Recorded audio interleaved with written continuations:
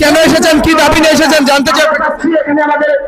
সকলকে ধন্যবাদ জানাই। আজকে আমরা এখানে এসেছি আমাদের একটাই দাবি, আমাদের ভাই প্রিয় ভাই উসমান হাদি ভাই উনি এখন আমাদের মাঝ থেকে বিদায় নিয়ে চলে গেছেন, কিন্তু আমরা ওনার আদর্শ ওনার চেতনাকে আমরা আমাদের মাঝে উজ্জীবিত করে আমরা এই মঞ্চ থেকে আমরা এই চত্বর থেকে শাহবাগ চত্বরকে হাদি চত্বর ঘোষণা করে আমরা সবাই একতাবদ্ধ হয়ে হাদি ভাইয়ের যে স্বপ্ন ছিল তা আমরা বাস্তবায়ন করার চেষ্টা করব।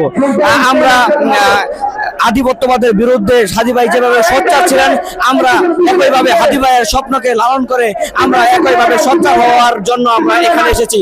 আমাদের একতাবদ্ধ শক্তি যেন ভারতীয় আধিপত্যবাদকে ভয় দেখাতে পারে, আমাদের এই শক্তি যেন আমাদের এই একতাবদ্ধ শক্তি যেন এমন ভাবে আমরা তৈরি করতে পারি যাতে আমাদের উপর কেউ হামলা করার, আমাদের উপর কেউ ভয় দেখানোর সাহস না করতে পারে।